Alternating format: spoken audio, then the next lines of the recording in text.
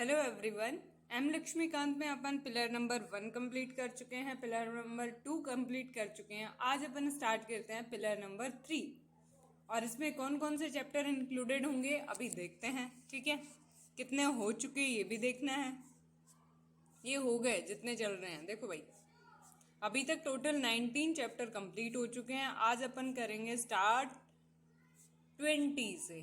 तो यहाँ 90 यानी पीएम तक कंप्लीट हो चुके हैं। अब स्टार्ट करेंगे केंद्रीय मंत्रिपरिषद से लेकर मंत्रिमंडलीय समिति, parliament committees, parliament forms, parliament group, supreme court, judicial review, judicial activism and public interest litigation and governor. Last अपना चैप्टर रहेगा शायद इस पिलर के अंदर शायद लास्ट चैप्टर है अपना governor. May be chief minister include हो सकता है। हाँ, शायद कंप्लीट चीफ मिनिस्टर तक है ये। ठीक है, तो यहाँ तक अपन कंप्लीट करेंगे। तो बिना किसी देरी के स्टार्ट करते हैं भाई। देखो, ये चैप्टर्स हैं केंद्रीय मंत्रिपरिषद, मंत्रिमंडलीय समितियां, संसद, संसदीय समिति और भारतीय संसदीय समूह, उच्चतम न्यायालय, न्यायिक समीक्षा, न्यायिक सक्रियता, जनहित याचिका एंड राज्यपाल। इसके जस्ट बाद अपन लगाएंगे एक मिनी टेस्ट जो अपना थर्ड रहेगा। ठीक है, तो इस पिलर को कंप्लीट करके आते हैं थर्ड पिलर को। फर्स्ट चैप्टर आता है इसका केंद्रीय मंत्रिपरिषद। क्वेश्चन पढ़ते हैं अपन। भारत सरकार के नए मंत्रालय या विभाग निम्नलिखित में से किसके द्वारा गठित किए जाते हैं? तो नए मंत्रालय विभाग किसके द्वारा गठित किए जाते हैं भाई? प्रधानमंत्री, राष्ट्रपति, संसद या मंत्रिपरिषद? बताओ। तो सारी पावर किसके पास रहती है भाई? राष्ट्रपति के पास। तो राष्ट्रपति द्वारा निर्धारित करे जाते हैं। पढ़ते हैं एक्सप्लेनेशन। राष्ट्रपति के द्वारा चुनाव करे जाते हैं, इनके मतलब मंत्री डिसाइड करे जाते हैं। ठीक है, भारत के संविधान के आर्टिकल 77 के अंतर्गत भारत सरकार द्वारा कार्यवाहियों का संचालन। फर्स्ट है भाई, भारत सरकार की समस्त कार्यपालक कार्यवाहियां राष्ट्रपति के नाम से की जाएंगी और उसी प्रकार अभिव्यक्त होंगी। राष्ट्रपति नाम से पारित आदेशों तथा अन्य दस्तावेजों को इस प्रकार अधिप्रमाणित किया जाएगा जैसे कि राष्ट्रपति द्वारा बनाए जाने वाले नियमों में निर्दिष्ट हो। इसके अतिरिक्त इस प्रकार अधिप्रमाणित किए गए किसी आदेश अथवा प्रपत्र की वैधता पर इस आधार पर कोई प्रश्न नहीं किया जाएगा कि उक्त आदेश अथवा प्रपत्र राष्ट्रपति द्वारा निर्मित अथवा निष्पादित है। थर्ड है स्टेटमेंट, राष्ट्रपति भारत सरकार की कार्यवाहियों को और सुगम बनाने के लिए साथ ही मंत्रियों के बीच कार्यों का आवंटन करने के संबंध में नियम बनाएंगे। क्लियर? तो ये सारे काम राष्ट्रपति के हैं। नेक्स्ट क्वेश्चन है भाई, केंद्रीय मंत्रिपरिषद के संदर्भ में निम्नलिखित कथनों पर विचार कीजिए। मंत्रियों द्वारा राष्ट्रपति को दी गई सलाह की जांच किसी न्यायालय द्वारा की जा सकती है या फिर भारत में किसी भी मंत्री के लिए किसी भी प्रकार की विधिक जिम्मेदारी का कोई उपबंध नहीं है। कोई भी मंत्री जो संसद के एक सदन का सदस्य है उसे दूसरे सदन में बोलने और उसकी कार्यवाहियों को भाग लेने का अधिकार होता है। क्या ये स्टेटमेंट सही है? तो भाई इसमें सेकंड और थर्ड स्टेटमेंट सही है, बाकी फर्स्ट स्टेटमेंट गलत है क्योंकि न्यायिक समीक्षा नहीं होती है। पढ़ते हैं इसके बारे में। आर्टिकल 74, राष्ट्रपति को सहायता और परामर्श और सलाह देने के लिए एक मंत्रिपरिषद होगी जिसका प्रधान प्रधानमंत्री होगा। राष्ट्रपति मंत्रिपरिषद के परामर्श के अनुसार ही कार्य करेगा। तथापि यदि राष्ट्रपति चाहे तो वह एक बार मंत्रिपरिषद में से पुनर्विचार के लिए कह सकता है, लेकिन मंत्रिपरिषद द्वारा दोबारा भेजने पर राष्ट्रपति उसकी सलाह एवं अनुसार कार्य करेगा। मंत्रिमंडल के निर्णय गोपनीयता से लिए जाते हैं। राष्ट्रपति को जो सलाह दी जाती है वह भी राष्ट्रपति और मंत्रिपरिषद के बीच गोपनीय रहती है, अतः उन्हें न्यायालय में चुनौती नहीं दी जा सकती। निश्चय ही न्यायालय उन पर विचार कर सकता है यदि उन्हें सरकार न्यायालय के समक्ष प्रस्तुत करे, उस पर कोई रोक नहीं है। भारत में संविधान में किसी भी मंत्री के लिए किसी भी प्रकार की विधिक जिम्मेदारी का कोई उपबंध नहीं है। ये आवश्यक नहीं है कि राष्ट्रपति द्वारा जनहित में जारी किसी आदेश पर कोई मंत्री हस्ताक्षर करे। यहाँ तक कि मंत्री द्वारा राष्ट्रपति को दी गई किसी भी सलाह की जांच भी न्यायालय के क्षेत्र से बाहर है। तो सेकंड स्टेटमेंट सही है, फर्स्ट गलत है। कोई भी मंत्री जो संसद के एक सदन का सदस्य है तो उसे दूसरे सदन में बोलने और उसकी कार्यवाहियों में भाग लेने का अधिकार होता है, इसलिए थर्ड स्टेटमेंट सही है। नेक्स्ट क्वेश्चन है, निम्नलिखित कथनों पर विचार कीजिए कौन से सही हैं। भारत का संविधान मंत्रियों को 4 श्रेणियों अर्थात कैबिनेट मंत्री, स्वतंत्र प्रभार वाले राज्य मंत्री एवं उपमंत्री और में वर्गीकृत करता है। क्या ये बात सही है? नहीं। संघ सरकार में मंत्रियों की कुल संख्या प्रधानमंत्री को मिलाकर लोकसभा के कुल सदस्यों के 15% से अधिक नहीं होनी चाहिए। ये स्टेटमेंट तो सही है, तो ओनली सेकंड स्टेटमेंट सही है। पढ़ते हैं इसके बारे में। भारतीय संविधान के अनुसार राष्ट्रपति को सलाह देने हेतु एक मंत्रिपरिषद होगी जिसका प्रधान प्रधानमंत्री होगा। राष्ट्रपति मंत्रिपरिषद के परामर्श के अनुसार ही कार्य करेगा। मंत्रियों द्वारा राष्ट्रपति को दी गई सलाह की जांच किसी मंत्रालय द्वारा नहीं की जा सकती है। आर्टिकल 75 मंत्रियों के बारे में अन्य उपबंध। प्रधानमंत्री की नियुक्ति राष्ट्रपति करेगा तथा अन्य मंत्रियों की नियुक्ति में राष्ट्रपति प्रधानमंत्री की सलाह पर करेगा।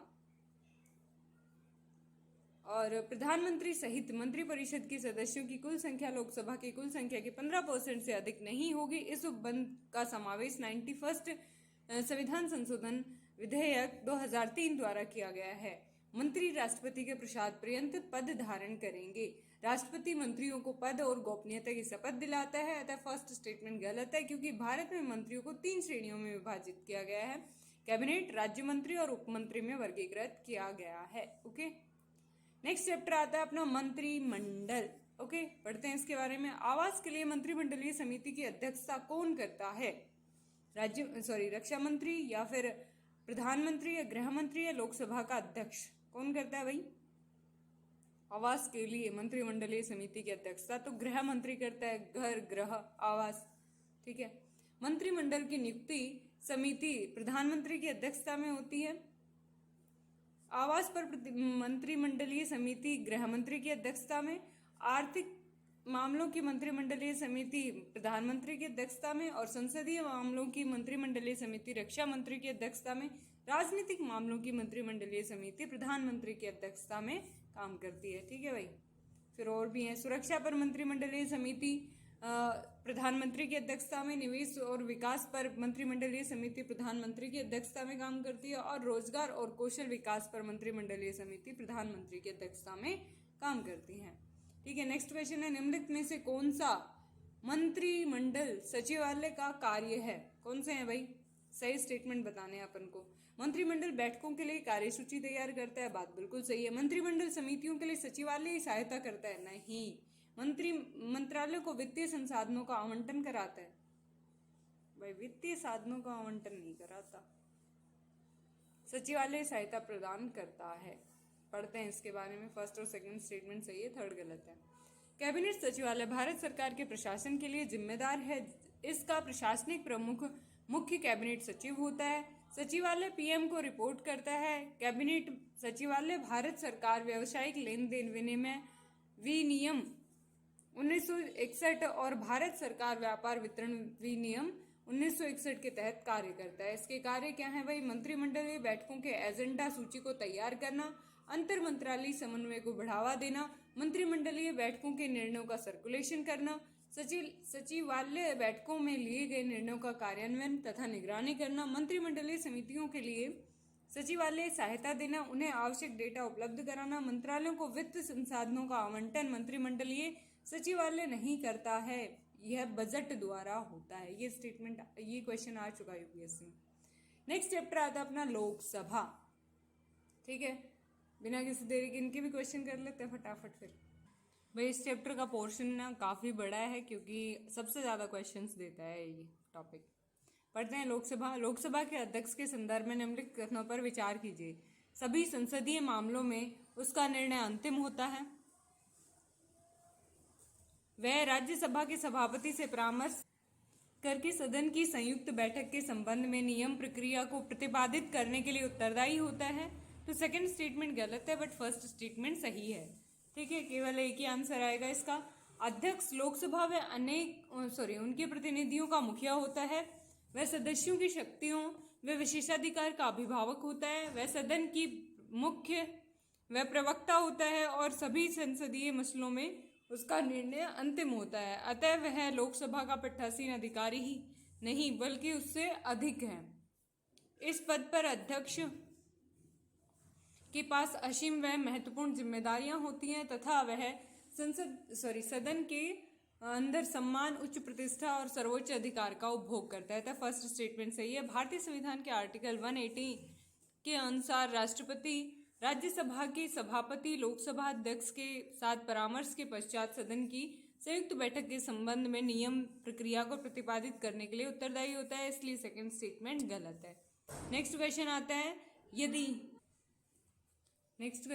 यदि राज्यसभा किसी धन विधेयक में सारभूत संशोधन करती है तो तत्पश्चात क्या होगा। ये क्वेश्चन 2013 का क्वेश्चन है।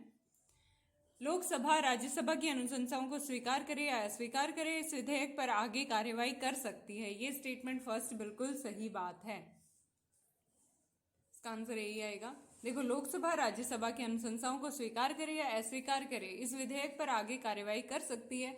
धन विधेयक आर्टिकल 110, धन विधेयक लोकसभा में पारित होने के पश्चात इसे राज्यसभा के विचारार्थ भेजा जाता है। राज्यसभा धन विधेयक को अस्वीकृत संशोधित नहीं कर सकती है, यह केवल सिफारिश कर सकती है। लोकसभा स्वीकार या अस्वीकार कर सकती है। 14 दिन के भीतर राज्यसभा को स्वीकृति देनी आवश्यक होती है, अन्यथा विधेयक पारित समझा जाता है। धन विधेयक के संबंध में लोकसभा के अध्यक्ष का निर्णय अंतिम होता है। उनके निर्णय को किसी न्यायालय, संसद और राष्ट्रपति द्वारा चुनौती नहीं दी जा सकती। धन विधेयक जिसमें सूचीबद्ध सभी या किसी भी मामले से संबंधित है, किसी भी कर का अधिरोपण, उन्मूलन, परिहार, परिवर्तन या विनियमन, भारत सरकार द्वारा धन उधार लेने का विनियमन और भारत की संचित निधि CFI या भारत की आकस्मिकता निधि की अभिरक्षा, ऐसी किसी निधि में धन को जमा करना या उसमें से धन की निकासी, CFI से धन का विनियोग, CFI पर भारत किसी भी व्यय की घोषणा या ऐसे किसी व्यय की राशि में वृद्धि करना, भारत की संचित निधि या लोक लेखा में धन प्राप्त करना या उसकी रक्षा करना, अथवा संघ व राज्यों के लेखा परीक्षण से संबंधित विषय धन विधेयक में शामिल होंगे। सभी धन विधेयक वित्तीय विधेयक होते हैं, लेकिन सभी वित्त विधेयक धन विधेयक नहीं होते हैं।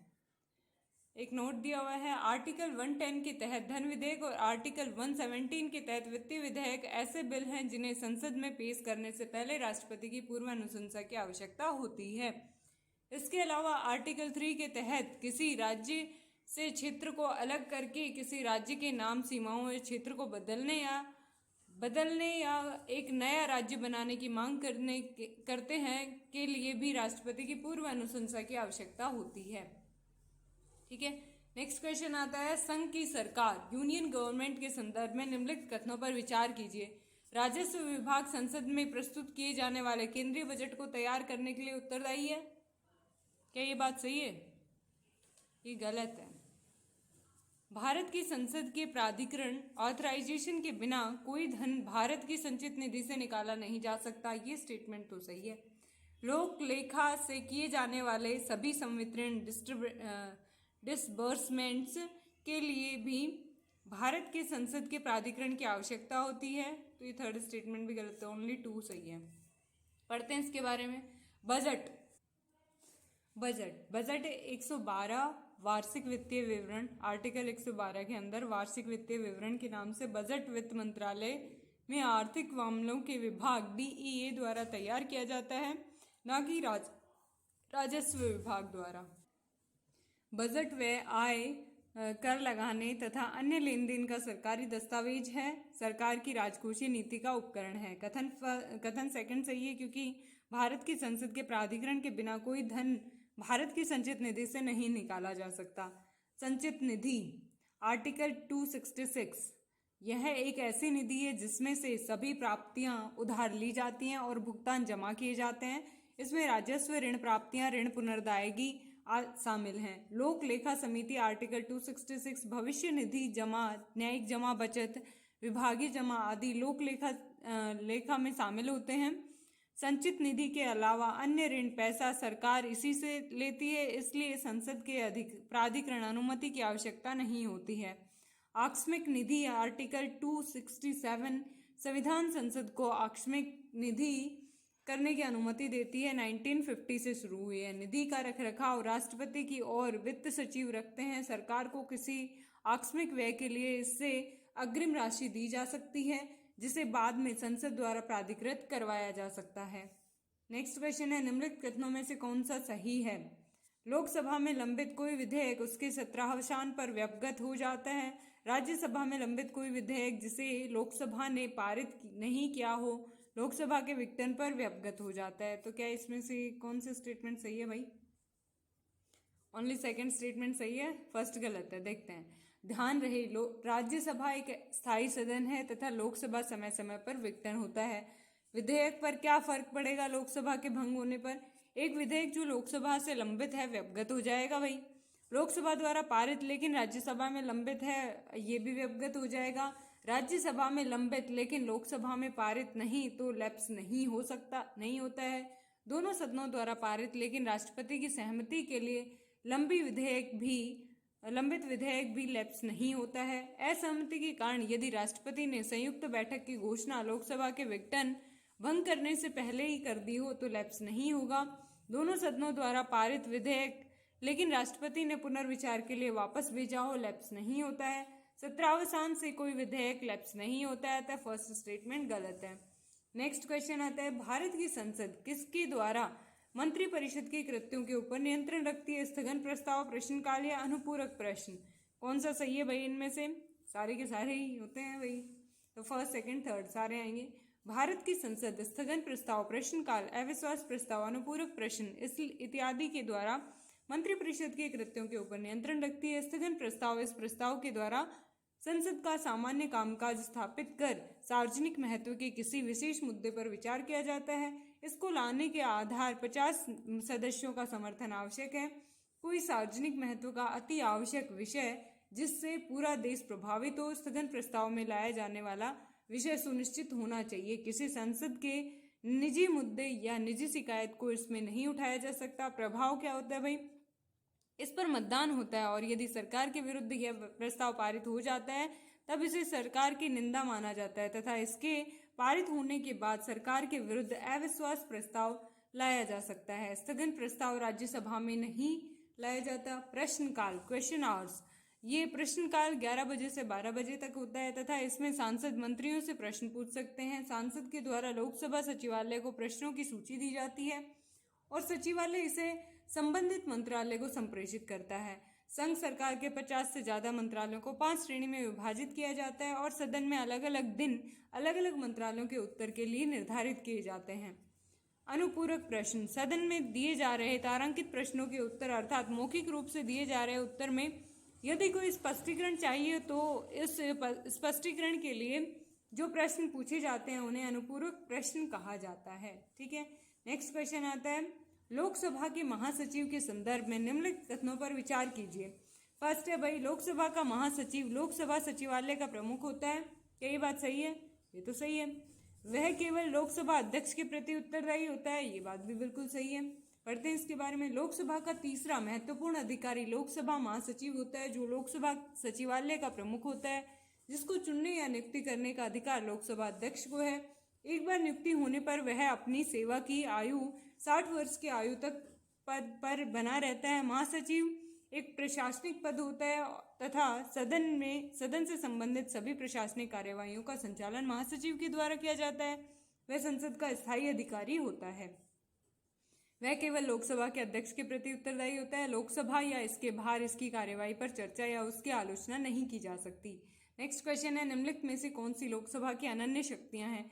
आपात की उद्घोषणा का अनुसमर्थन करना या फिर मंत्री परिषद के विरुद्ध अविश्वास प्रस्ताव पारित करना या फिर भारत के राष्ट्रपति पर महाभियोग चलाना।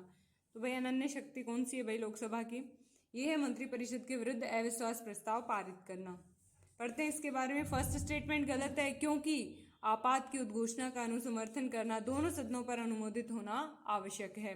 सेकंड स्टेटमेंट सही है क्योंकि संविधान के आर्टिकल 75 में कहा गया है कि मंत्रिपरिषद लोकसभा के प्रति उत्तरदायी होगी। लोकसभा मंत्रिपरिषद के अविश्वास प्रस्ताव पारित कर हटा सकती है। प्रस्ताव के समर्थन में 50 सदस्यों की सहमति अनिवार्य है। राष्ट्रपति पर महाभियोग की प्रक्रिया आर्टिकल 61 में वर्णित है। राष्ट्रपति पर संविधान का उल्लंघन करने पर महाभियोग चला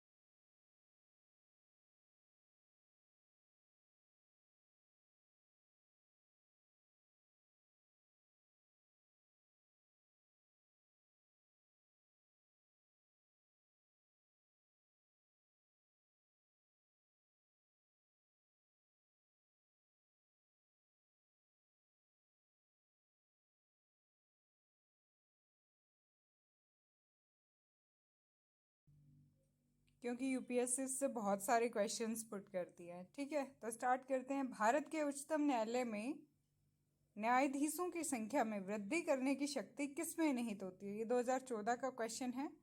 तो भाई उच्चतम न्यायालय में न्यायाधीशों की संख्या में वृद्धि करने की पावर किसमें रहती है? भाई संसद के अंदर। पढ़ते हैं इसके बारे में। संसद भारत में उच्चतम न्यायालय में न्यायाधीशों की संख्या में वृद्धि की शक्ति संसद के पास है। 2019 में संसद ने उच्चतम न्यायाधीशों की कुल संख्या 31 से बढ़ाकर 34 कर दी, मुख्य न्यायाधीश सहित। ठीक है, नेक्स्ट क्वेश्चन आता है, निम्नलिखित कथनों पर विचार कीजिए। फर्स्ट स्टेटमेंट है, संविधान में उच्च न्यायालय के न्यायाधीशों का कार्यकाल 3 वर्ष या 65 वर्ष की आयु तक पद पर बने रहना वर्णित है। ये स्टेटमेंट तो नहीं दिया गया है। न्यायाधीश के लिए महाभियोग का उपबंध संविधान में वर्णित है। ये भी नहीं है, तो ना 1 ना 2। पढ़ते हैं इसके बारे में। न्यायाधीशों का कार्यकाल संविधान में उच्चतम न्यायालय के न्यायाधीशों का कार्यकाल तय नहीं किया गया। हालांकि इस संबंध में निम्नलिखित 3 उपबंध बनाए गए हैं। वह 65 वर्ष की आयु तक पद पर बना रह सकता है। उसके मामले में किसी प्रश्न के उठने पर संसद द्वारा स्थापित संस्था इसका निर्धारण करेगी। वह राष्ट्रपति को लिखित त्यागपत्र दे सकता है। संसद की सिफारिश पर राष्ट्रपति द्वारा उसे पद से हटाया जा सकता है। अतः फर्स्ट स्टेटमेंट गलत है।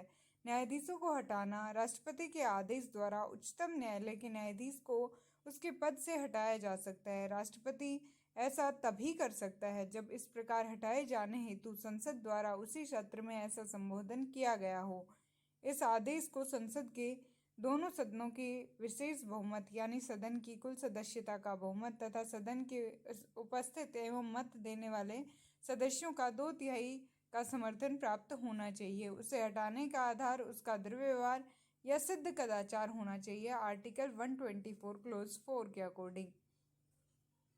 न्यायाधीश जांच अधिनियम 1968 उच्चतम न्यायालय के न्यायाधीशों को हटाने के संबंध में महाभियोग की प्रक्रिया का उपबंध करता है। तो सेकंड स्टेटमेंट गलत है।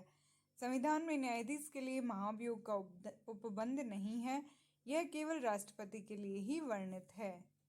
नेक्स्ट क्वेश्चन आता है, निम्नलिखित में से कौन से प्रावधान भारत के उच्चतम न्यायालय के सिफारिश न्यायालय की निष्पक्ष कार्य पद्धति या उनकी स्वतंत्रता को निश्चित करते हैं? फर्स्ट है भाई न्यायपालिका कार्यपालिका से पृथक्करण, इसके वेतन और भत्ते संचित निधि पर भारित होना और उनका स्टाफ नियुक्त करने की स्वतंत्रता। तो ये सारे ही इंक्लूडेड है इसके अंदर। पढ़ते हैं इसके बारे में। भारत के उच्चतम न्यायालय की निष्पक्ष कार्य पद्धति या इनकी स्वतंत्रता को सुनिश्चित करने के लिए निम्न उपबंध है। फर्स्ट है नियुक्ति का तरीका। उच्चतम न्यायालय के न्यायाधीशों की नियुक्ति राष्ट्रपति यानी कैबिनेट न्यायिक सदस्यों अर्थात उच्चतम न्यायालय या उच्च न्यायालय के न्यायाधीश की सलाह से करता है। यह व्यवस्था कार्यकारिणी के पक्षपात में कटौती करती है एवं सुनिश्चित करती है कि न्यायिक नियुक्ति राजनीति पर आधारित नहीं है। नेक्स्ट है कार्यकाल की सुरक्षा। उच्चतम न्यायालय के न्यायाधीशों को कार्यकाल की सुरक्षा प्रदान की जाती है। उन्हें संविधान में उल्लिखित प्रावधानों के जरिए सिर्फ राष्ट्रपति ही हटा सकता है। इसका तात्पर्य है कि यद्यपि उनकी नियुक्ति राष्ट्रपति द्वारा होती है, लेकिन उनका कार्यकाल उनकी दया पर निर्भर नहीं है। यह इससे भी स्पष्ट होता है कि अब तक उच्चतम न्यायालय के किसी न्यायाधीश को हटाया नहीं गया है अभियोग के द्वारा। ठीक है, निश्चित सेवा शर्तें। उच्चतम न्यायालय के न्यायाधीशों के वेतन भत्ते अवकाश विशेषाधिकार पेंशन का निर्धारण समय समय पर संसद द्वारा किया जाता है। इन्हें उनके लिए प्रतिकूल ढंग से निर्मित नहीं किया जा सकता सिवाय वित्तीय आपातकाल के दौरान। इस तरह उनको प्राप्त सुविधाएं पूरे कार्यकाल तक रहती हैं। नेक्स्ट है भाई संचित निधि से व्यय। उच्चतम न्यायालय के न्यायाधीशों का वेतन एवं कार्यालयीन व्यय भत्ते एवं पेंशन एवं अन्य प्रशासनिक खर्च संचित निधि पर भारित होते हैं। अतः संसद द्वारा इन पर मतदान नहीं किया जा सकता, यद्यपि चर्चा की जा सकती है। न्यायाधीशों के आचरण पर बहस नहीं हो सकती। महाभियोग के अतिरिक्त संविधान में न्यायाधीशों के आचरण पर संसद में या राज्य विधानमंडल में बहस पर प्रतिबंध लगाया गया है। नेक्स्ट है सेवानिवृत्ति के बाद वकालत पर रोक। सेवानिवृत्ति न्यायाधीशों को भारत में कहीं भी किसी भी न्यायालय या प्राधिकरण में कार्य करने की स्वतंत्रता नहीं है। ऐसा यह सुनिश्चित करने के लिए किया गया है कि वह निर्णय देते समय भविष्य का ध्यान न रखें। नेक्स्ट आता है अपनी अवमानना पर दंड देने की शक्ति। उच्चतम न्यायालय उस व्यक्ति को दंडित कर सकता है जो उसकी अवमानना करे। इसका तात्पर्य है कि इसके कार्यों एवं फैसलों की किसी इकाई द्वारा आलोचना नहीं की जा सकती। ये शक्ति उच्चतम न्यायालय को प्राप्त है कि वह अपने प्राधिकार, मर्यादा और प्रतिष्ठा को बनाए रखे। नेक्स्ट है अपना स्टाफ नियुक्त करने की स्वतंत्रता। भारत के मुख्य न्यायाधीश को बिना कार्यकारी के हस्तक्षेप के अधिकारियों एवं कर्मचारियों को नियुक्त करने का अधिकार है। वह उनकी सेवा शर्तों को भी तय कर सकता है। इसके न्याय क्षेत्र में कटौती नहीं की जा सकती। संसद को उच्चतम न्यायालय के न्याय क्षेत्र एवं शक्तियों में कटौती का अधिकार नहीं है। संविधान में इसके न्याय क्षेत्र एवं विभिन्न कार्यों का उल्लेख है, हालांकि संसद इसमें वृद्धि कर सकती है। नेक्स्ट है भाई कार्यपालिका से पृथक। संविधान निर्देश देता है कि राज्य लोक सेवाओं के क्रियान्वयन के मसले पर कार्यपालिका को न्यायपालिका से अलग करे। इसका मतलब कार्यकारिणी को न्यायिक शक्तियों को रखने का अधिकार नहीं है। तदनुसार इसके कार्यान्वयन के उपरांत कार्यकारी प्राधिकारियों की न्यायिक प्रशासन में भूमिका समाप्त हो गई है। नेक्स्ट क्वेश्चन आता है उच्चतम न्यायालय के पास निम्नलिखित में से किन के निर्वाचन से संबंधित विवादों की प्राथमिक सुनवाई की शक्ति है? राष्ट्रपति, उपराष्ट्रपति या संसद सदस्यों। तो वह इनमें से किन की सुनवाई की पावर इज राष्ट्रपति सॉरी उच्चतम न्यायालय के पास 275 यानी उपराष्ट्रपति की है, तो देख लो यार 1-2। राष्ट्रपति चुनाव से संबंधित सभी विवादों की जांच व फैसले उच्चतम न्यायालय में होते हैं तथा उनका फैसला अंतिम होता है। आर्टिकल 71 बोलता है ये। उपराष्ट्रपति के चुनाव से संबंधित सभी शंकाएं या विवादों की जांच और निर्णय उच्चतम न्यायालय द्वारा किए जाते हैं। आर्टिकल 71।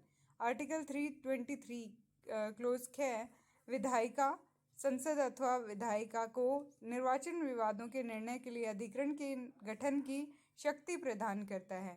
ये ऐसे विवादों को सभी न्यायालयों के अधिकार क्षेत्र से सुप्रीम कोर्ट के विशेष अवकाश अपीलीय अधिकार क्षेत्रों को छोड़कर बाहर करने का भी उपबंध करता है। नेक्स्ट क्वेश्चन आता है भारत के उच्चतम न्यायालय की अन्य मूल अधिकारिता के अंतर्गत निम्नलिखित में से कौन सा विवाद शामिल है? वित्त आयोग से संदर्भ वाले मामले ये तो नहीं इंक्लूड होते।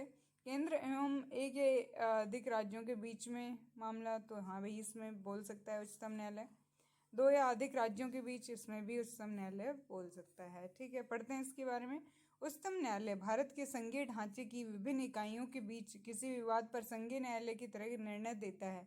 किसी भी विवाद को जो केंद्र व एक या अधिक राज्यों के बीच हो, केंद्र और कोई राज्य या राज्यों का एक तरफ होना एवं एक या अधिक राज्यों का दूसरी तरफ होना, 2 या अधिक राज्यों के बीच। तो भाई उपरोक्त संघीय विवाद पर उच्चतम न्यायालय में विशेष मूल न्याय क्षेत्र निहित है। विशेष का अभिप्राय है किसी अन्य न्यायालय को विवादों के निपटाने में इस तरह की शक्तियां प्राप्त नहीं है। उच्चतम न्यायालय के विशेष आधारभूत न्यायाधिकरण के संबंध में 2 बिंदुओं को ध्यान रखना चाहिए। पहला, विवाद ऐसा होना चाहिए जिस पर विधिक अधिकार निहित हों। इस तरह राजनीतिक प्रकृति का प्रश्न इसमें समाहित नहीं है। दूसरा, किसी नागरिक द्वारा केंद्र व राज्य के विरुद्ध लाए गए मामले को इसके अंतर्गत स्वीकार नहीं किया जाता है। इस तरह उच्चतम न्यायालय के इस न्याय क्षेत्र में निम्नलिखित समाहित नहीं है: कोई विवाद जो पूर्व संवैधानिक संधि, समझौता, प्रसंविदा, सनद एवं अन्य समान संस्थाओं को लेकर उत्पन्न हुआ हो। कोई विवाद जो संधि, समझौते आदि के बाहर पैदा हुआ हो, जिसमें विशेष तौर पर यह व्यवस्था हो कि संबंधित न्याय क्षेत्र उस विवाद से संबंधित नहीं हो। अंतर्राज्यीय जल विवाद, आर्टिकल 262। ठीक है, नेक्स्ट आता है इसमें वित्तीय आयोग के संदर्भ वाले मामले, आर्टिकल 280 में। केंद्र व राज्यों के बीच कुछ खर्चा व पेंशन का समझौता। केंद्र व राज्यों के बीच वाणिज्यिक प्रकृति वाला साधारण विवाद। केंद्र के खिलाफ राज्य के किसी नुकसान की भरपाई। 1961 में मूल न्याय क्षेत्र के पहले मामले में पश्चिम बंगाल द्वारा केंद्र के खिलाफ मामला लाया गया। राज्य सरकार ने संसद द्वारा पारित कोयला खदान क्षेत्र अधिग्रहण एवं विकास अधिनियम 1957 की संवैधानिक वैधता को चुनौती दी। हालांकि उच्चतम न्यायालय ने अधिनियम की वैधानिकता को मानते हुए इस मुकदमे को खारिज कर दिया। क्लियर। नेक्स्ट क्वेश्चन है, निम्नलिखित में से कौन भारत के संविधान का अभिरक्षक कैस्टोडियन है? तो वो कौन है भाई अभिरक्षक? वो है भारत का उच्चतम न्यायालय। भारत के संविधान के भाग 5 में आर्टिकल 124 से 147 तक उच्चतम न्यायालय के गठन, स्वतंत्रता, न्याय क्षेत्र, शक्तियां, प्रक्रिया का उल्लेख है। उच्चतम न्यायालय के गठन, सर्वोच्च न्यायालय भारत के संविधान का अभिभावक कैस्टोडियन है, क्योंकि यह मौलिक अधिकारों का संरक्षक है। आर्टिकल 32 के तहत रिट जारी करने का अधिकार मिला हुआ है इसको। यह विधायिका द्वारा बनाए गए कानून की न्यायिक समीक्षा करता है तथा संविधान के उपबंधों का पालन करता है। आर्टिकल 13 के अकॉर्डिंग मूल ढांचे की अवधारणा के माध्यम से संसद की संविधान की संशोधन की शक्ति को नियंत्रित करता है। ठीक है, नेक्स्ट क्वेश्चन है, निम्नलिखित कथनों पर विचार कीजिए, कौन सा सही है?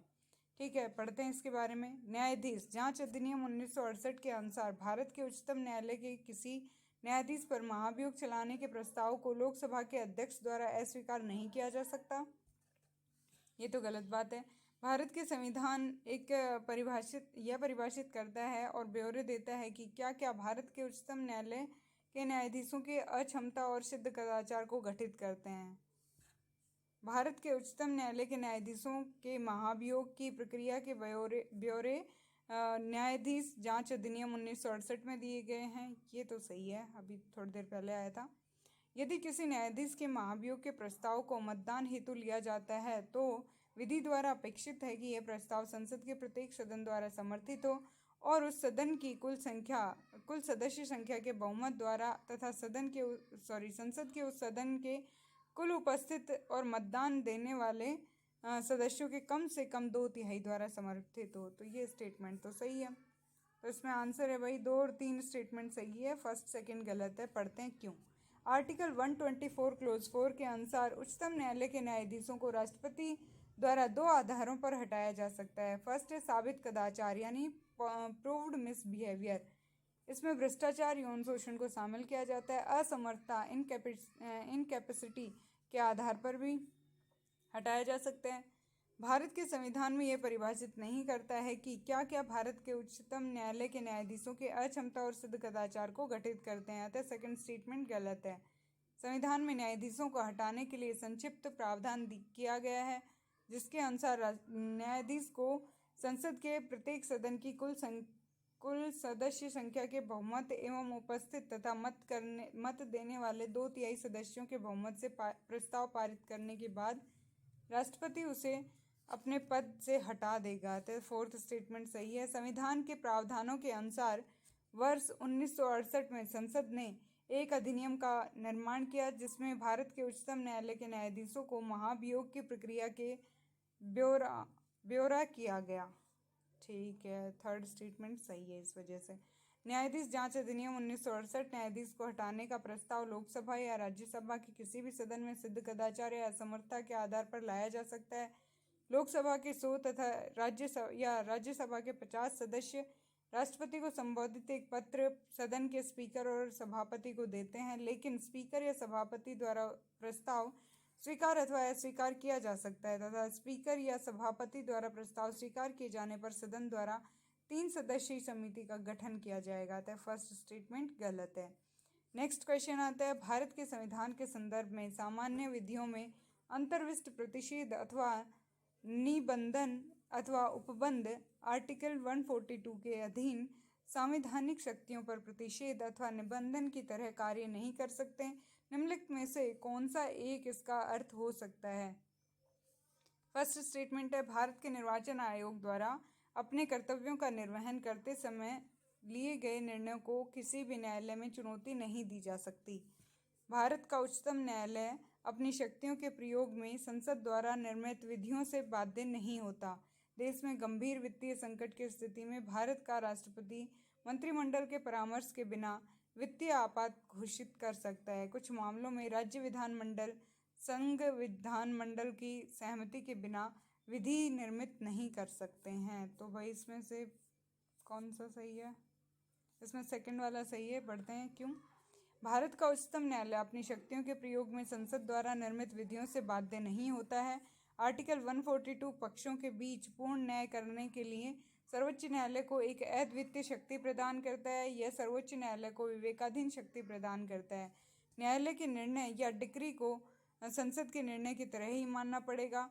इसमें देखो भाई, द यूनियन कार्बाइड गैस न्यायालय के द्वारा भोपाल गैस पीड़ितों को $470 मिलियन का मुआवजा देने का आदेश प्रदान किया गया है। वर्ष 1993 के बाद आवंटित कोयले की ब्लॉक को वर्ष 2014 में रद्द कर दिया गया। राष्ट्रीय राजमार्गों पर शराब की बिक्री को प्रतिबंधित करने का निर्णय भी लिया गया। आलोचकों के अनुसार उच्चतम न्यायालय द्वारा दिए गए निर्णय को संसद अथवा राज्य विधानसभाओं द्वारा निर्मित विधियों से प्राथमिक प्रतीत होते हैं, इसलिए आलोचक इसे न्यायिक सक्रियता का नाम दे रहे हैं। अगर आपको इस आर्टिकल 142 के बारे में पता नहीं हो तो भी आप इस प्रश्न का उत्तर दे सकते हैं। विकल्प ए, उसमें भारतीय निर्वाचन आयोग की बात की गई है जो कि आर्टिकल 324 से संबंधित है। विकल्प सी, इसमें वित्तीय संकट के बारे में आर्टिकल 360 से संबंधित, और विकल्प डी, राज्य विधानमंडल से संबंधित जो आर्टिकल 168 से 177 है। ठीक है, नेक्स्ट क्वेश्चन आता है, निम्नलिखित कथनों पर विचार कीजिए। एच.एन. सान्याल समिति की रिपोर्ट के अनुसरण में न्यायालय की अवमानना अधिनियम 1971 पारित किया गया था। भारत का संविधान उच्चतम न्यायालय और उच्च न्यायालयों को अपनी अवमानना के लिए दंड देने हेतु शक्ति प्रदान करता है। भारत का संविधान सिविल अवमानना और आपराधिक अवमानना को परिभाषित करता है। भारत में न्यायालय की अवमानना के विषय में कानून बनाने के लिए संसद में शक्ति निहित है। तो इसमें ये थर्ड स्टेटमेंट जो है ये गलत है, बाकी सारी स्टेटमेंट सही हैं। पढ़ते हैं इसके बारे में।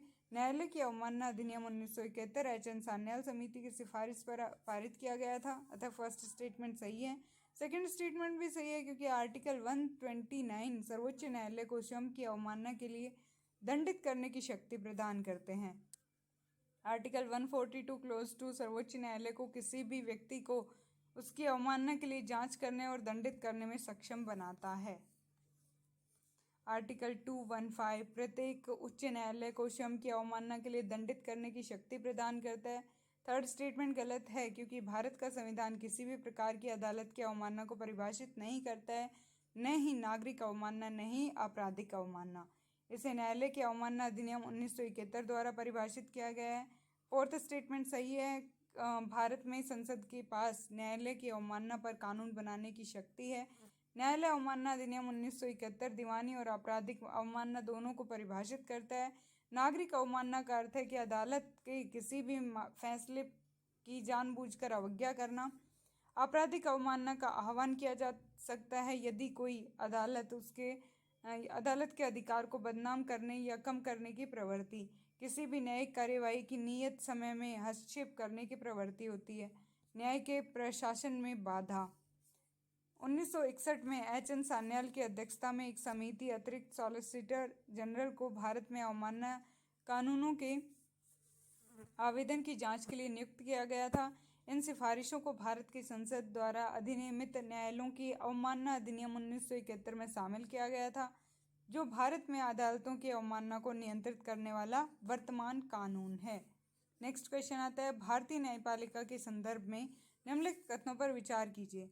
भारत के राष्ट्रपति की पूर्वानुमति से भारत के मुख्य न्यायमूर्ति द्वारा उच्चतम न्यायालय के सेवानिवृत्त किसी न्यायाधीश को उच्चतम न्यायालय के न्यायाधीश के पद पर बैठने कार्य करने हेतु बुलाया जा सकता है। ये स्टेटमेंट तो सही है।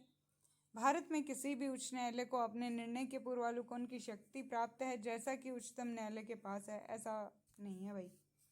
देखो पढ़ते हैं इसके बारे में। आर्टिकल 128 के अनुसार किसी भी समय भारत का मुख्य न्यायाधीश उच्चतम न्यायालय या उच्च न्यायालय की सेवानिवृत्त न्यायाधीश से अल्पकाल के लिए उच्चतम न्यायालय की कार्य करने का अनुरोध कर सकता है। ऐसा संबंधित व्यक्ति एवं राष्ट्रपति की पूर्वानुमति के ही किया जाता है, अतः फर्स्ट स्टेटमेंट सही है। ऐसा न्यायाधीश राष्ट्रपति द्वारा निर्धारित भत्तों का उपयोग करने योग्य होता है।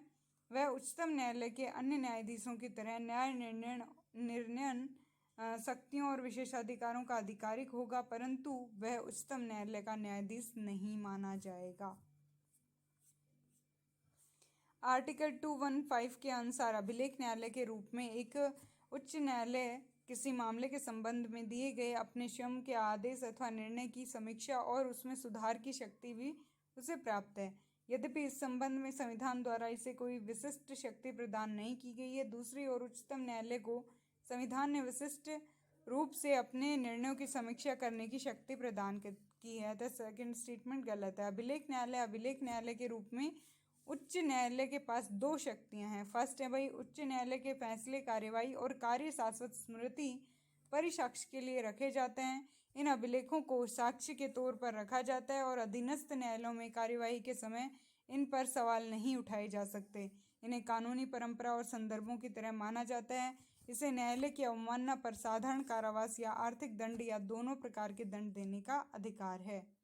नेक्स्ट क्वेश्चन है, निम्नलिखित में से किन मामलों में उच्चतम न्यायालय का परामर्श राष्ट्रपति के लिए बाध्यकारी है? फर्स्ट है, किसी पूर्व संवैधानिक संधि या समझौते के संबंध में राष्ट्रपति को उच्चतम न्यायालय द्वारा प्रदत्त परामर्श। क्या ये सही है? उच्चतम न्यायालय के न्यायाधीशों की नियुक्ति के मामले में उच्चतम न्यायालय के कॉलेजियम की अनुशंसा, यूपीएससी के अध्यक्ष या दूसरे सदस्यों को उनके कदाचार के कारण हटाने के मामले में उच्चतम न्यायालय द्वारा दी गई सलाह। तो इसमें सेकंड और थर्ड स्टेटमेंट सही है, बाकी गलत है फर्स्ट वाला। पढ़ते हैं इसके बारे में। संविधान आर्टिकल 143 राष्ट्रपति को दो श्रेणियों के मामलों में उच्चतम न्यायालय से राय लेने का अधिकार देता है। फर्स्ट है भाई, सार्वजनिक महत्व के किसी मसले पर विधिक प्रश्न उठने पर। सेकंड है भाई, किसी पूर्व संवैधानिक संधि, समझौते, प्रसंविदा आदि सनद मामलों पर किसी विवाद के उत्पन्न होने पर। पहले मामले में उच्चतम न्यायालय अपना मत दे भी सकता है और देने से इनकार भी कर सकता है। दूसरे मामले में उच्चतम न्यायालय द्वारा राष्ट्रपति को अपना मत देना अनिवार्य है। दोनों ही मामलों में उच्चतम न्यायालय का मत सिर्फ सलाह होती है। इस तरह राष्ट्रपति इसके लिए बाध्य नहीं है कि वह इस सलाह को माने। यद्यपि सरकार अपने द्वारा निर्णय के लिए जाने के संबंध में इसके द्वारा प्राधिकृत विधिक सलाह प्राप्त करती है। नेक्स्ट है भाई, द्वितीय न्यायाधीश मामले 1993 में न्यायालय ने अपने पूर्व के फैसले को परिवर्तित किया और कहा कि परामर्श का मतलब सहमति प्रकट करना है। इस तरह वह व्यवस्था दी गई है कि न्यायाधीशों की नियुक्ति के मामले में उच्चतम न्यायालय के मुख्य न्यायाधीश द्वारा दी गई सलाह राष्ट्रपति को मानना बाध्यता होगी, लेकिन मुख्य न्यायाधीश यह सलाह अपने वरिष्ठ सहयोगियों से विचार विमर्श करने के बाद देगा। इस तरह तीसरे न्यायाधीश मामले 1998 में न्यायालय ने मत दिया कि परामर्श प्रक्रिया को मुख्य न्यायाधीश द्वारा बहुसंख्यक न्यायाधीशों की विचार प्रक्रिया के तहत माना जाएगा। केवल भारत के मुख्य न्यायाधीश का एकल मत ही परामर्श प्रक्रिया को पूर्ण नहीं करता। उसे 4 वरिष्ठतम न्यायाधीशों से सलाह करनी चाहिए। इनमें से अगर 2 का मत भी पक्ष में नहीं है तो वह नियुक्ति के लिए सिफारिश नहीं भेज सकता। न्यायालय ने व्यवस्था दी कि बिना अन्य न्यायाधीशों की सलाह के भेजी गई सिफारिश को मानने के लिए सरकार बाध्य नहीं है। नेक्स्ट है भाई, राष्ट्रपति आयोग के अध्यक्ष या दूसरे सदस्यों को उनके कदाचार के कारण भी हटा सकता है, किंतु ऐसे मामलों में राष्ट्रपति को यह मामला जांच के लिए उच्चतम न्यायालय में भेजना होता है। अगर उच्चतम न्यायालय जांच के बाद बर्खास्त करने के परामर्श का समर्थन करता है तो राष्ट्रपति अध्यक्ष या दूसरे सदस्यों को पद से हटा सकते हैं। संविधान के इस उपबंध के अनुसार उच्चतम न्यायालय द्वारा इस मामले में दी गई सलाह राष्ट्रपति के लिए बाध्य है। उच्चतम न्यायालय द्वारा दी जाने वाली जांच के दौरान राष्ट्रपति संघ लोक सेवा आयोग के अध्यक्ष या दूसरे सदस्यों को निलंबित कर सकता है। तो ये हो गया अपना उच्चतम न्यायालय कंप्लीट। अब आता है नेक्स्ट चैप्टर अपना न्यायिक समीक्षा और सक्रियता। फर्स्ट क्वेश्चन है इसका, भारत में न्यायिक पुनरीक्षण का अर्थ है विधियों और कार्यपालिक आदेशों की संवैधानिकता के विषय में प्रख्यापन करने का न्यायपालिका का अधिकार, या विधानमंडलों द्वारा निर्मित विधियों के प्रज्ञान को प्रश्नगत करने का न्यायपालिका का अधिकार, या न्यायपालिका का सभी विधायी अधिनियमों के राष्ट्रपति द्वारा उन पर सहमति प्रदान किए जाने से पूर्व पुनरीक्षण का अधिकार, या फिर न्यायपालिका का समान या भिन्न वादों में पूर्व में दिए गए स्वयं के निर्णयों के पुनरीक्षण का अधिकार। तो भाई न्यायिक पुनरीक्षण का मतलब क्या होता है? इसका मतलब होता है विधिक और कार्यपालिक आदेशों की संवैधानिकता के विषय में प्रख्यापन करने का न्यायपालिका का अधिकार। न्यायिक पुनरावलोकन का तात्पर्य एक ऐसी संस्थात्मक व्यवस्था से है जिसमें न्यायालय के द्वारा विधायिका और कार्यपालिका के लिए किए गए कार्यों की संवैधानिकता का पुनरीक्षण किया जाता है। भारतीय संविधान में न्यायिक पुनरावलोकन के आधार पर निम्नलिखित हैं। वही उदाहरण क्या है? आर्टिकल 13 में मूल अधिकारों के लिए और न्यायिक पुनरावलोकन का कई बार प्रयोग किया गया है, जैसे कि NGAC एक्ट 2014 के लिए। ठीक है, नेक्स्ट क्वेश्चन है, निम्नलिखित कथनों पर विचार कीजिए। भारत की संसद किस कानून विशेष को भारत के संविधान की 9वीं अनुसूची में डाल सकती है? किसी भी कानून विशेष को डाल सकती है? हाँ भाई, डाल सकती है। 9वीं अनुसूची में डाले गए किसी कानून की वैधता का परीक्षण किसी न्यायालय द्वारा नहीं किया जा सकता एवं उसके ऊपर कोई निर्णय भी नहीं किया जा सकता। भाई ये सब पहले था, लेकिन अब एक अमेंडमेंट हो चुका जिसके थ्रू अब उसका पुनरीक्षण किया जा सकता है। तो इसमें ओनली फर्स्ट स्टेटमेंट सही है। पढ़ते हैं इसके बारे में। आज़ादी के बाद जमींदारी उन्मूलन और भूमि सुधार कानून पारित किए गए, लेकिन सरकार को कई समस्याओं का सामना करना पड़ा। भूमि कानून को विभिन्न अदालतों में चुनौती दी गई। इन न्यायिक घोषणाओं के परिणाम स्वरूप सरकार ने वर्ष 1951 में संविधान में पहला संशोधन किया, जिसमें 9वीं अनुसूची सम्मिलित की गई। इसके तहत भारतीय संसद किसी कानून विशेष को भारत के संविधान की 9वीं अनुसूची में डाल सकती है। 9वीं अनुसूची में संघ और राज्य कानूनों की एक सूची है जिन्हें अदालत में चुनौती नहीं दी जा सकती, लेकिन यह सुरक्षा व्यापक नहीं है। अतः फर्स्ट स्टेटमेंट सही है। IR कोहलो बनाम तमिलनाडु राज्य 2007 में सुप्रीम कोर्ट ने फैसला सुनाया कि 9वीं अनुसूची के तहत रखे गए कानूनों की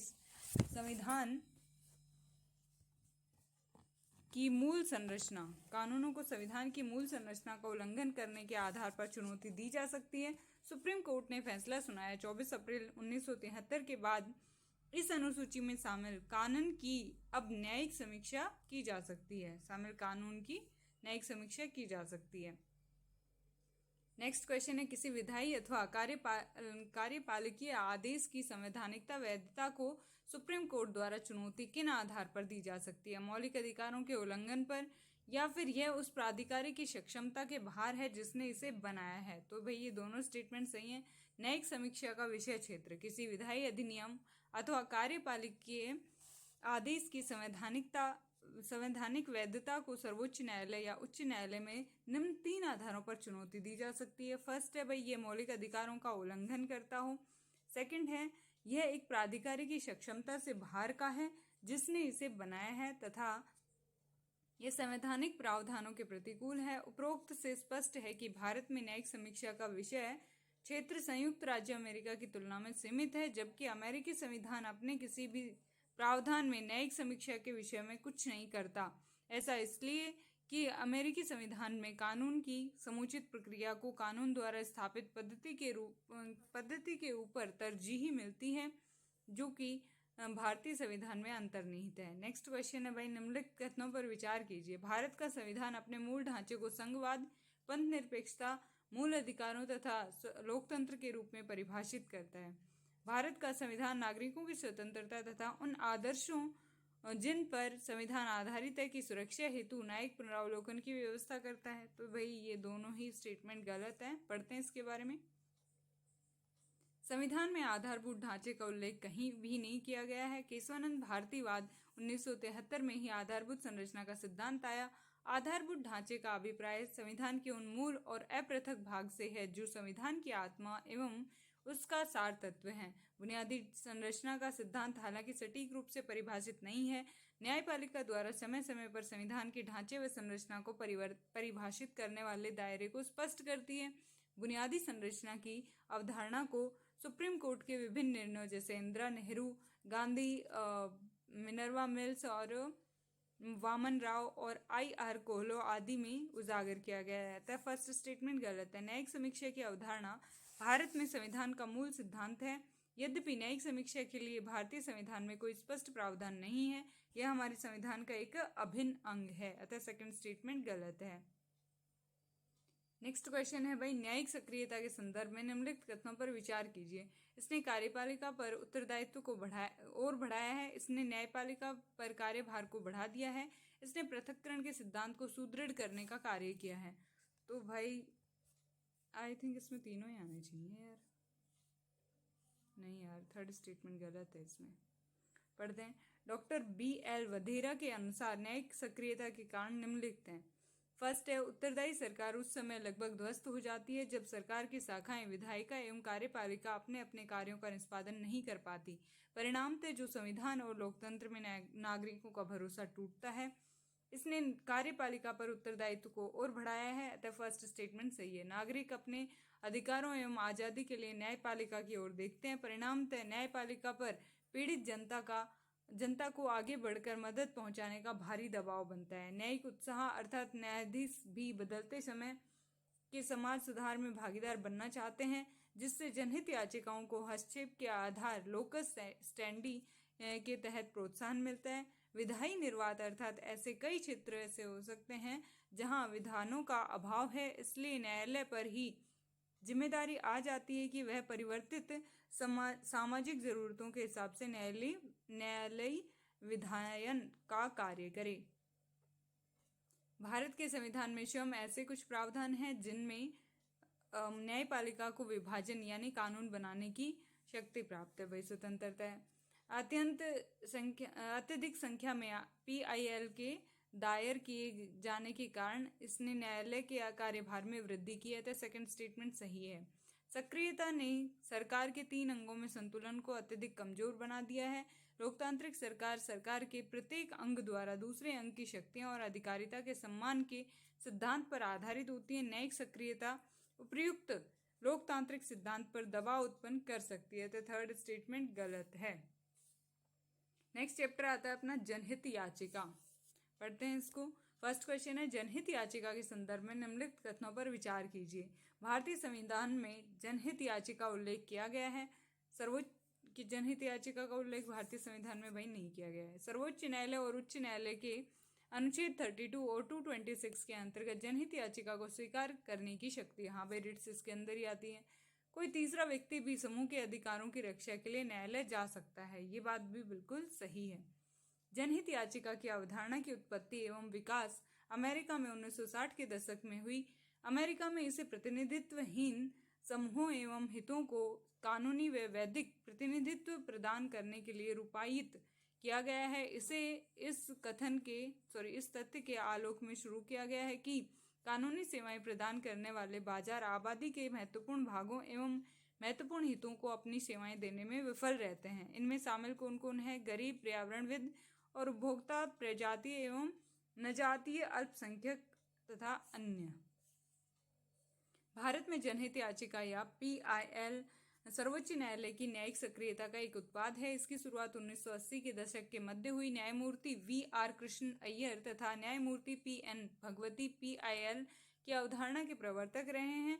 इनमें कोई तीसरा व्यक्ति भी समूह के अधिकारों की रक्षा के लिए न्यायालय जा सकता है। तो थर्ड स्टेटमेंट सही है। फिर आता है अपने पास सर्वोच्च न्यायालय संविधान के आर्टिकल 32 और 226 के अंतर्गत प्रदत्त शक्तियों का उपभोग करते हुए ऐसे लोगों के कल्याण में रुचि लेने वाले किसी व्यक्ति की याचिका को स्वीकार कर सकता है जो समाज के कमजोर वर्ग से हैं और इस स्थिति में नहीं है कि वे स्वयं अदालत का दरवाजा खटखटा सकें। न्यायालय ऐसे लोगों के मूल अधिकारों के संरक्षण के लिए संवैधानिक रूप से बाध्य है, इसलिए वह राज्य को अपनी संवैधानिक जिम्मेदारियों को पूरा करने के लिए निर्देशित करता है। तो सेकंड स्टेटमेंट सही है। नेक्स्ट क्वेश्चन आता है, निम्नलिखित में से किन विषय पर जनहित याचिका व्यवहृत रही होंगी? भाई कौन कौन से? मकान मालिक किराएदारों के मामले से संबंधित? भाई नहीं। महिलाओं पर अत्याचार के खिलाफ याचिका? यस। और श्रम को न्यूनतम मजदूरी देने नहीं मिलने से संबंधित मामले में? यस। दंगा पीड़ितों की याचिकाएं? ये भी सुनी जाएंगी। तो ये तीनों स्टेटमेंट सही है। फर्स्ट स्टेटमेंट गलत है। पढ़ते हैं इसके बारे में। 1998 में सर्वोच्च न्यायालय ने PIL के रूप में प्राप्त याचिकाओं पर कार्यवाही के लिए कुछ दिशा निर्देश को सूत्रित किया। इन दिशा निर्देशों को 2003 में संशोधित किया गया। इनके अनुसार निम्नलिखित कोटियों में आने वाली याचिकाएं ही सामान्यतः जनहित याचिका के रूप में व्यवहृत होंगी। फर्स्ट है भाई बंधुआ श्रमिक, फिर उपेक्षित बच्चे, श्रमिकों को न्यूनतम मंजूरी नहीं मिलना, अक्षमिक श्रमिकों का शोषण तथा श्रम कानूनों के उल्लंघन, अपवाद व्यक्तिगत मामले, संबंधित मामले, जेलों से दाखिल उत्पीड़न की शिकायत, समय से पहले मुक्ति तथा 14 वर्ष पूरा करने के पश्चात मुक्ति के लिए आवेदन, जेल में मृत्यु, स्थानांतरण, व्यक्तिगत मुचलके पर मुक्ति या रिहाई, मूल अधिकारों के रूप में त्वरित मुकदमा, पुलिस द्वारा मामला दाखिल नहीं किए जाने, संबंधित याचिका, पुलिस उत्पीड़न और पुलिस हिरासत में मृत्यु, महिलाओं पर अत्याचार के खिलाफ याचिका, विशेषकर वध उत्पीड़न, दहेज दहन, बलात्कार, हत्या, अपहरण इत्यादि, ग्रामीणों के सह ग्रामीणों द्वारा उत्पीड़न, अनुसूचित जाति तथा जनजाति एवं आर्थिक रूप से कमजोर वर्गों के पुलिस द्वारा उत्पीड़न की शिकायत संबंधी याचिकाएं, पर्यावरणीय प्रदूषण संबंधी याचिकाएं, पारिस्थितिकी संतुलन में बाधा, औषधि खाद्य पदार्थों में मिलावट और विरासत एवं संस्कृति, प्राचीन कलाकृति, वन व वन्य जीवों का संरक्षण, सार्वजनिक महत्व के अन्य मामलों से संबंधित याचिकाएं, दंगा पीड़ितों की याचिकाएं और पारिवारिक पेंशन निम्नलिखित कोटियों के अंतर्गत आने वाले मामलों में PIL के रूप में व्यवहृत नहीं होंगे। मकान मालिक किराएदारों के मामले कथन फर्स्ट इसलिए गलत है। सेवा संबंधी तथा वे मामले जो पेंशन या ग्रेच्युटी से संबंधित हैं। केंद्र राज्य सरकार के विभागों तथा स्थानीय निकायों के खिलाफ शिकायतें उन मामलों को छोड़कर जो उपरोक्त बिंदु 1 से 10 से संबंधित नहीं है। मेडिकल व अन्य शैक्षिक संस्थाओं में नामांकन जल्दी सुनवाई के लिए उच्च न्यायालयों व अधीनस्थ न्यायालयों के अंदर जाना। ठीक है भाई। नेक्स्ट और लास्ट चैप्टर है अपना, इसमें राज्यपाल, गवर्नर। इसके क्वेश्चंस करते हैं फटाफट ताकि अपना सेगमेंट कंप्लीट हो और फिर इसका करेंगे अपन टेस्ट पेपर। निम्नलिखित कथनों में से कौन सा एक सही है? भारत में ही एक ही व्यक्ति को एक ही समय में 2 या 2 से अधिक राज्यों का राज्यपाल नियुक्त नहीं किया जा सकता। भाई ऐसा बिल्कुल नहीं है, हो सकता है। भारत में राज्यों के उच्च न्यायालय के न्यायाधीश राज्य के राज्यपाल द्वारा नियुक्त किए जाते हैं, ठीक वैसे ही जैसे उच्चतम न्यायालय के न्यायाधीश राष्ट्रपति द्वारा नियुक्त किए जाते हैं। ये स्टेटमेंट भी गलत है। भारत के संविधान में राज्यपाल को उसके पद से हटाने के लिए कोई प्रक्रिया अधिकथित नहीं है। ये स्टेटमेंट तो सही है।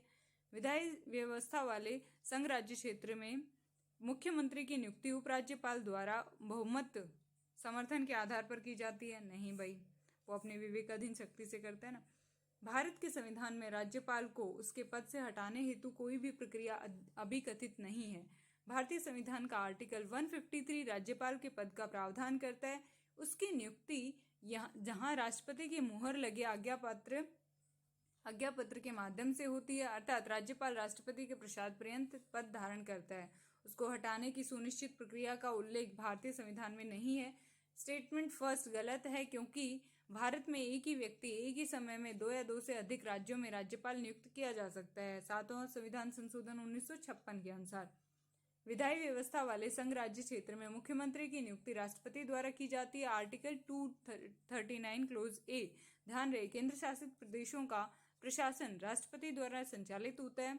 केंद्र शासित प्रदेशों के प्रशासक राष्ट्रपति के एजेंट या अभिक्रेता होते हैं, न कि राज्यपाल की तरह राज्य प्रमुख। कथन बी भी गलत है, क्योंकि उच्च न्यायालय के न्यायाधीशों की नियुक्ति राष्ट्रपति द्वारा की जाती है। आर्टिकल 217। ठीक है। नेक्स्ट क्वेश्चन आता है, निम्नलिखित में से कौन सी किसी राज्य के राज्यपाल को दी गई विवेकाधीन शक्ति है? भारत के राष्ट्रपति को राष्ट्रपति शासन अधिरोपित करने के लिए रिपोर्ट भेजना। हाँ भाई, ये बात सही है। मंत्रियों की नियुक्ति करना, ये विवेकाधीन नहीं है, उसमें उसके मुख्यमंत्री की हेल्प लेता है। राज्य विधानमंडल द्वारा पारित कतिपय विधेयकों को भारत के राष्ट्रपति के विचार के लिए आरक्षित करना, ये बात भी सही है। और राज्य सरकार की कार्य संचालन के लिए नियम बनाना, भाई इसमें मंत्रिमंडल की आवश्यकता होगी। पढ़ते हैं इसके बारे में। भारतीय संविधान के आर्टिकल 153 में राज्यों के लिए राज्यपाल का प्रावधान है। आर्टिकल 163 के अनुसार राज्यपाल को परामर्श और सहयोग हेतु मंत्रिपरिषद होगी।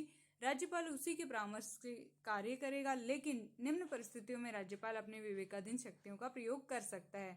फर्स्ट है मुख्यमंत्री की नियुक्ति, यदि चुनाव में किसी दल का स्पष्ट बहुमत न हो तो। यदि राज्य की संवैधानिक मशीनरी विफल हो जाए तो राज्यपाल इससे संबंधित रिपोर्ट राष्ट्रपति को सौंप सकता है। राज्य विधानमंडल द्वारा पारित किसी विधेयक को राष्ट्रपति के विचारार्थ आरक्षित रखा जा सकता है। जेबी विटो 200, आर्टिकल 200।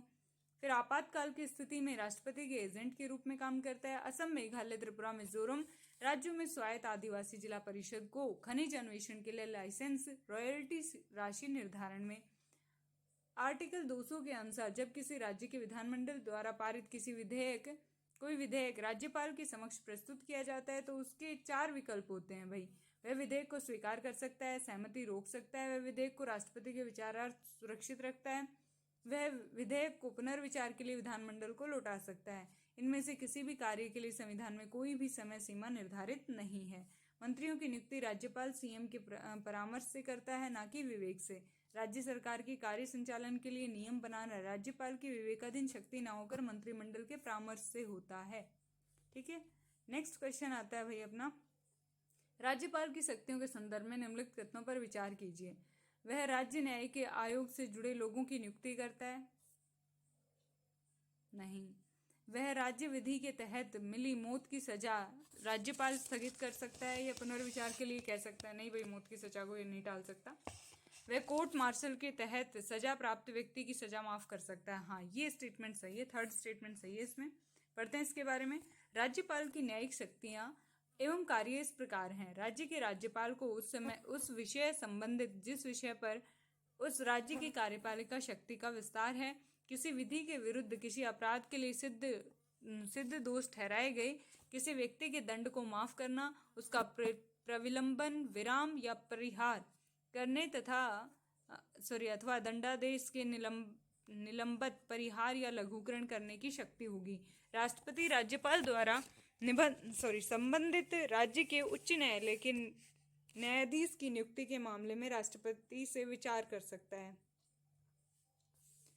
वह राज्य उच्च न्यायालय के साथ विचार कर जिला न्यायाधीशों की नियुक्ति, स्थानांतरण व प्रोन्नति कर सकता है, पदोन्नति कर सकता है। और फिर उसके बाद वह राज्य न्यायिक आयोग से जुड़े लोगों की नियुक्ति भी करता है जिला न्यायाधीशों के अतिरिक्त। इन नियुक्तियों में वह राज्य उच्च न्यायालय व राज्य लोक सेवा आयोग से विचार करता है। और बाकी क्षमादान शक्तियां भाई आप पढ़ लेना। नेक्स्ट क्वेश्चन आता है, राज्यपाल कार्यालय के संदर्भ में निम्नलिखित कथनों पर विचार कीजिए। उसे अपनी शासकीय कृत्यों के लिए विधिक दायित्व से निजी उन्मुक्ति प्राप्त है। ये बात बिल्कुल सही है। वह राज्य के विश्वविद्यालयों का कुलाधिपति होता है। यस। जब राज्य विधानमंडल का सत्र न चल रहा हो तो वह औपचारिक रूप से अध्यादेश जारी कर सकता है। हाँ भाई, ये स्टेटमेंट भी सही है। वो कुलाधिपति तो होता है यार, क्योंकि